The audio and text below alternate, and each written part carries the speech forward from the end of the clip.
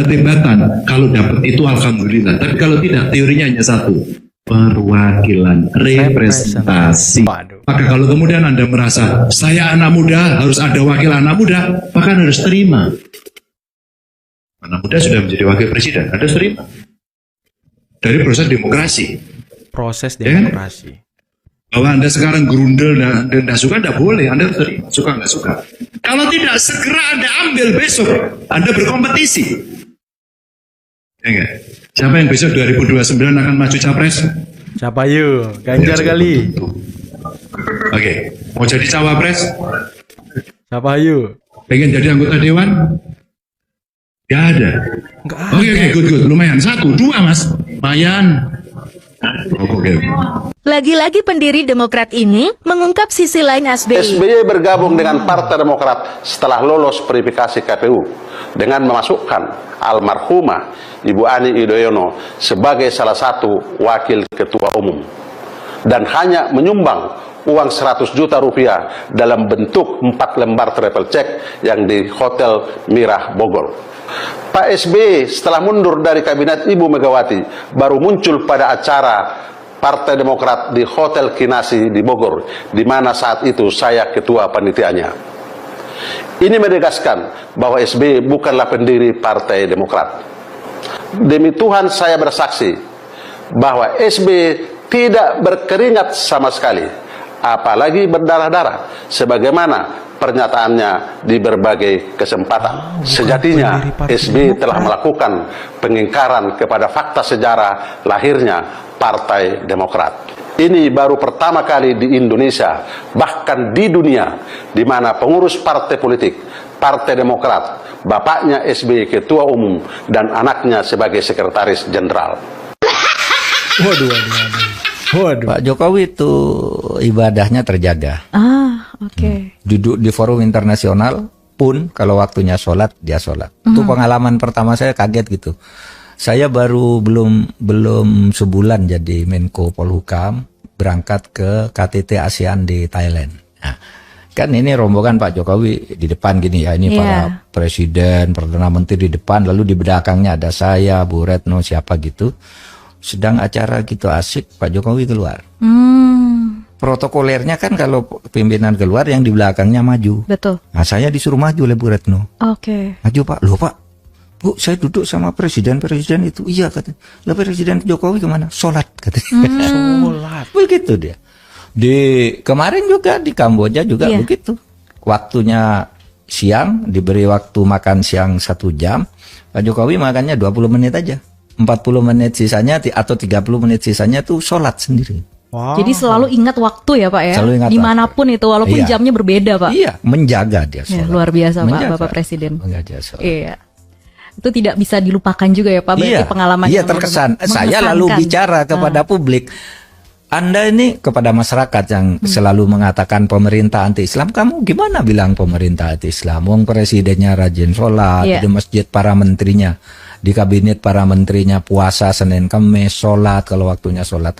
Kok mau dibilang anti-Islam bagaimana? Saya bilang, saya ini saksi, saya sering ikut Pak Jokowi. Kalau bepergian tuh waktu sholat dia sholat kok. Gitu. Kalau coba saya tanya, kalau saya bilang Anda selingkuh, saya coba tunjukkan Anda tidak selingkuh. Iya, gimana coba buktiin Anda tidak selingkuh? Justru kalau saya bilang bahwa Presiden selingkuh, ya saya harus buktiin dong. Ini buktinya. Saya jadi membuktikan sebaliknya. Itu logika. Itu logika yang sederhana.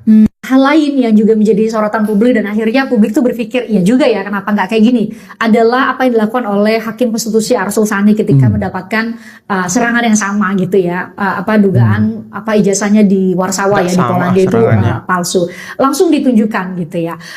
Akhirnya kan semua kalau baca komen, mungkin Yakub juga kalau posting kali ya, dia komen kali ya, elah Pak Jokowi tunjukin aja deh supaya selesai. Apa, Yakub kan saya lihat intens sekali ya bersama dengan Pak Jokowi berkali-kali ke Solo dan ngobrol. Apa alasan paling logis dari seorang Joko Widodo kenapa nggak mau menunjukkan ke publik saja, ini ijazah saya? Terima kasih sudah nanya ini Mbak, karena itu pertanyaan yang sangat tajam yang harus dan sangat relevan di topik ini menurut saya. Saya sangat menghormati Pak Arsul Sani tentunya, dan saya sangat apresiasi perilaku beliau untuk menunjukkan itu. Tapi sebenarnya dalam lubuk hati saya yang paling dalam itu, peristiwanya itu saya sayangkan. Kenapa saya sayangkan? Sayangkannya itu karena kalau ini menjadi gold standard semua orang, maka ada gium ataupun teori ataupun asas yang menyatakan ia membuktikanlah yang menuduh yang harus membuktikanlah jadi tidak berlaku lagi. Ini sebenarnya yang kita takutkan, Mbak. Bayangkan semua pejabat negara, walaupun seperti Pak Rusani, kembali lagi saya sangat menghormati dan saya rasa itu sangat negarawan yang beliau lakukan. Dengan timingnya juga mungkin beliau perlu melakukan itu. Tapi kalau itu sampai terjadi terus-menerus, semua orang akan jadi korban berikutnya, Mbak. Jadi ketika saya diskusi pun ini jauh sebelumnya, sebelum ada Pak Arsusani ini, saya diskusi dengan Pak Jokowi dan tim semua. Salah satu poinnya adalah kita mau perkara ini selesai dan Pak Jokowi tidak mau menunjukkan. Karena kita tidak mau orang bisa dipaksa oleh orang yang tidak memiliki kewenangan apapun untuk melakukan hal yang bukan merupakan kewajibannya. Karena setiap orang memiliki hak konstitusional, Mbak. Termasuk Pak Jokowi. Apa kita mau menormalisasi kalau Anda pejabat, Anda sudah siap harus melepaskan hak konstitusional? Kan tidak mungkin, kita negara hukum. Saya yakin, saya juga maklumi kalau sebagai pejabat ada beberapa hak-hak yang mungkin berubah. LKHPN harus lapor. Betul, jumlah harta dan lain-lain. Ya. Tapi itu semua ada peraturan perundang-undangannya kan. Sudah diatur mana. Tapi jangan sampai kita beranggapan karena sudah menjadi pejabat tidak punya hak asasi manusia. Kan waduh. Jadi ini negara apa kalau begitu? Orang kan mau jadi pejabat lagi. Itu yang mau kita jaga. Jangan sampai ada korban-korban selanjutnya yang dapat dipaksa. Anda harus tunjukkan. Dan mereka jadi menunjukkan. Bukan hanya ini menunjukkan ijazah loh. Apapun itu loh nanti. Anda coba kemarin... Perkara ini karena cukup banyak, saya sudah banyak datengin diskusi-diskusi, mungkin banyak contoh-contoh lucu. Terakhir di salah satu acara TV juga ada mengatakan, kebetulan kontranya Pak Roy. Pak Roy coba saya tanya, kalau saya bilang Anda selingkuh, saya coba tunjukkan Anda tidak selingkuh.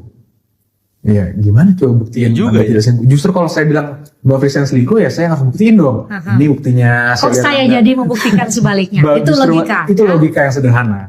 Itu yang mungkin mengenai tadi menunjukkan ijazah itu yang paling fundamental menurut kami, sehingga kami rasa memang itu tidak baik menjadi contoh hukum. Itu presiden yang sangat buruk jika diteruskan. Dulu yang mempersoalkan hal yang sangat tidak produktif.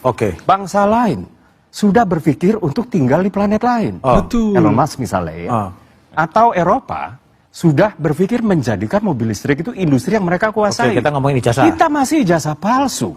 Dan Roy Suryo CS bahkan sempat ingin shifting the goalpost, ekspansi topik, yaitu orang tua palsu. Sempat kekuburan orang tuanya Pak Jokowi dan keluarga. Baik. Kemudian dengan kemampuan komunikasi dan lain sebagainya. Tapi kita bicara masalah hukum. Nah, sekarang tentunya kita serahkan kepada publik. Nah, disinilah mungkin letaknya. Kadang-kadang kan polisi juga tidak perlu harus setiap masalah kecil harus disampaikan ke publik. Nah, paling-paling ya jadi juru bicara ya saya atau Pak Susno atau Pak Arianto dengan mungkin atau Pak Augro dengan berbagai perbedaan argumentasi. Kalau saya orang hukum, saya S1, S2, S3 hukum ya. Saya juga mantan kabar reskrim. Jadi saya kira mungkin ada pengalaman juga dari seseorang dan pengetahuan yang dia akan firm ya terhadap pendapatnya meskipun di publik tidak populer. Saya tidak butuh misalnya saya bicara sekarang publik menyampaikan saya hebat atau bahkan sebaliknya dianggap saya termul dan lain sebagainya ya. Saya lebih senang menjadi teroy aja, jadi mungkin lebih enak. Publik itu pasti akan memiliki opini sendiri sesuai dengan pengetahuan yang dimiliki ataupun dengan mungkin bagaimana kita bisa menangkap pesan yang disampaikan seseorang ini benar atau tidak itu terserah publik. Tapi di sini polisi tetap harus profesional dan kita buktikan nanti dalam proses hukum ini sampai selesai. Kami ini bertiga ya, kan ada ada dua klaster. Yang kena itu adalah dikenakan pasal 32 atau 35. Pasalnya bukan untuk itu gitu loh. Jadi ini justru ada di FK, justru ada disinformasi gitu loh. Problemnya Mas Roy kan begini ceritanya. Kita bicara soal ijazah ini asli atau palsu. Tetapi kemudian kan Anda dijerat pasal berlapis-lapis. Kan kira-kira begitu. Nggak apa-apa kalau memang itu benar. Kalau Anda hanya fokus pada ini ijazah asli atau palsu, tapi kemudian lihat aparat itu melihat atau orang yang menjadi korban itu melihat ini Anda melakukan fitnah kemana-mana dan berkali-kali, kira-kira begitu kan? Betul. Itu kan jadi berkepanjangan. Bang Don, itu hak dari orang yang melaporkan saya. Dalam hal ini adalah Joko Widodo. Sebetulnya saya yang meragukan di dalam kesempatan interview di sini juga ketika bicara soal ini. Saya itu meragukan basis analisis Anda dan teman-teman itu adalah basis barang bukti yang sebetulnya tidak valid. Kira-kira gitulah. Jangan-jangan barang tidak valid, kemudian itu dinyatakan sebagai bagian untuk mengatakan sesuatu yang bahwa ijazah Pak Jokowi itu palsu gitu. Tapi benar kan barang yang tidak valid. Kalau yang punyanya Mabes Polri yang dipublikasikan itu kemudian kita analisis dengan 3 ijazah pembanding saja ini juga dikatakan tidak valid. Ya lucu kan? Kenapa saya harus tanya ini? Karena kebetulan dari polisi itu kan, Polda itu kan bilang memfabrikan. Tapi pasti tuduhannya, ini pasti termol jilid baru. Termol jilid baru. Ada yang diuntungkan siapa sih Ferry? Kalau mau jujur, yang diuntungkan itu Pak Jokowi sama Gibran. 10 bulan ini nggak ada tema lain selain Jokowi dengan Gibran, Pak. Teman-teman mari kita cek, tanya ke Pak Prabowo diuntungkan nggak? Per hari ini yang saya khawatirkan, program-program populis rakyat yang dibuat oleh pemerintah itu tidak mendapatkan exposure yang cukup luar biasa, Bang. Kan MBG itu adalah program yang sangat strategis loh. Ribuan dan bahkan jutaan target adik-adik kita mendapatkan makanan yang bergizi. Soal koperasi Desa Merah Putih ingin membangun ekosistem ekonomi di desa, nggak diomongkan, Bang, ini barang.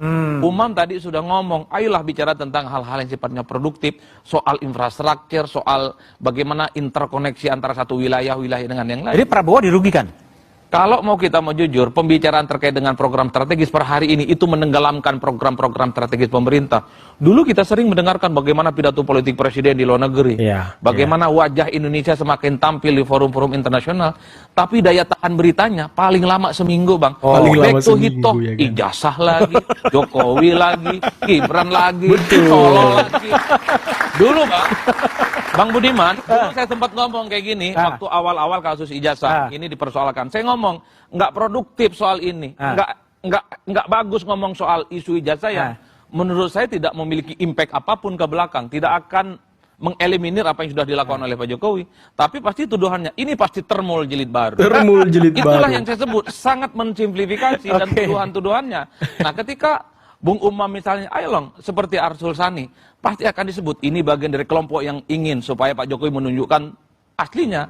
Bung Uki ketika bilang semua orang punya hak untuk ngekip bahwa ijazahnya itu hanya boleh disampaikan di ruang-ruang yang sifatnya terbatas oleh pengadilan, oleh hukum dan seterusnya. Itu pasti dianggap sebagai termol jilid pertama. Termol jilid itu pertama. Secara diam-diam ternyata Bapak Anies menyumbangkan dana untuk bencana banjir yang ada di Aceh dan di Sumatera sebanyak 300 triliun. 300 Wah, ini luar biasa nih, pengorbanan dari Bapak Anies.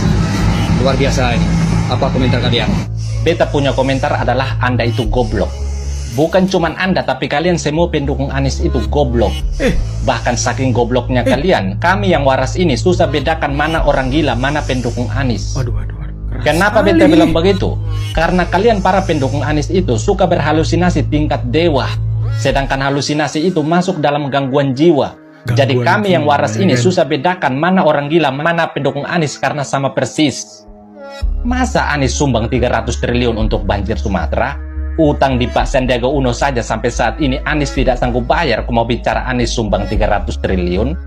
Bukan cuman itu, untuk bangun Stadion Jis saja Anies pinjam dana pen di pemerintahan Pak Jokowi. Bahkan setelah lengser dari gubernur, Anies tinggalkan utang untuk Jakarta sebesar 5 triliun. Lalu masa utang di Pak Sandiaga Uno yang cuma miliaran saja Anies tidak sanggup bayar. Kau mau bicara Anies sumbang 300 triliun? Kan lucu. Lagian Anies mau cabut bulu unta di mana? Kenapa beta bilang cabut bulu unta? Karena dompet dari surga yang Anies dapat dari Aba Aos itu isinya sehelai bulu unta, bukan uang. Bayangkan Anies dapat dompet dari surga saja tidak ada uang. Lalu bagaimana Anies mau sumbang 300 triliun untuk banjir Sumatera? Jadi stop berpikir dangkal. Kalau kalian para penjilat Anies terus berpikir dangkal macam sumur resapan, maka lama-lama Anies akan ajak kalian bicara dengan lukisan. Dan itu namanya orang gila.